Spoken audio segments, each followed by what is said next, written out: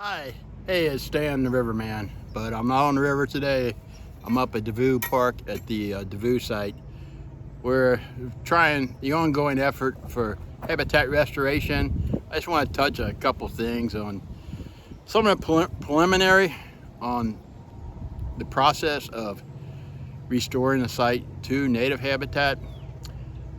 So what I've got here is a bunch of seedlings from the city that are going in the ground. These are 1 and 2 year old, various persimmon, white oak, Bur Oak, wild plum, I don't know, something else. But these are going in to help supplement the acorns that I planted a while back. And I've noticed some of the acorns, the little sprouts, are coming up. So yes, the squirrels did not get them all, which is, hey, a good thing. So I'm at the edge of the parking lot here, right where the site begins, and I'm going to scan over and show that area there is where the river cane, the indigenous river cane, is growing on that sunny hillside, which is a good spot for it. So I removed the honeysuckle from that area, and you see the sun hitting it now. It's starting to come back in pretty thick, and hopefully it will spread throughout that whole acreage there. But I also put in acorns of various oaks up in hickories up throughout there. So first step, you got to get rid of the honeysuckle, and that's what this stuff is. This is Bush Honeysuckle. It's non-native. It was brought in here, I don't know, in the 1890s, somewhere around in there. And it competes for all your native vegetation. And once this stuff gets in there, it spreads out, and then the seeds can't even have a chance to germinate, like acorns, whatever seeds, because the leaves, when they break down, they have a toxin that it makes it like a little barren island underneath these. That's, if you ever notice underneath the honeysuckle bushes, there's hardly ever anything growing there. So first step is you got to cut the honeysuckle. And you can see I cut the honeysuckle, and I do treat the stumps with Glyphanax, because otherwise it's pointless. It just keeps coming back. And in fact, it flourishes because it will come back thicker.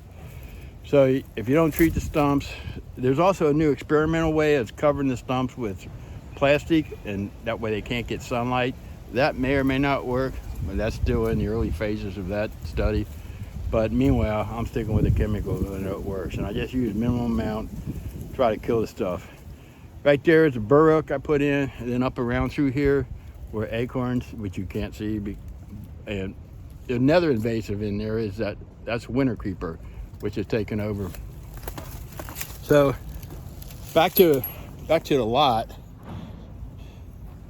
Yes, I'm like a kid in a candy store here with all these freebies, seedlings. So yeah, I feel like a lucky man today. You just never know when the free stuff is going to be available. And I was fortunate that it was available, and it's kind of late in the year. It's April 28th or 9th today, so it is later than I usually plant. I usually plant like in March and early April. So, but this stuff has been in cold storage, and they also put it in a gel mix once they get it out of the bags. That kind of helps preserve it. So we're giving these seedlings every shot they can to survive. So what I'm going to be putting along this strip up here is persimmons and wild plums and Bur Oaks.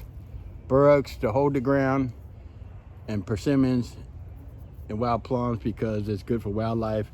And that will also, the wild plums will work as an understudy tree. And the persimmons, I just like the idea of them growing there. I think they need a more sunny spot, and this does get the sun. So that's it. That's it for today. Short and sweet. I just wanted to show you that, yeah, I'm out and about. Hope you guys liked the Survivor video. Yeah, I know, I'm a mixed bag here. But till next time, stay safe out there, my friends. Plant a tree. You won't regret it. See ya.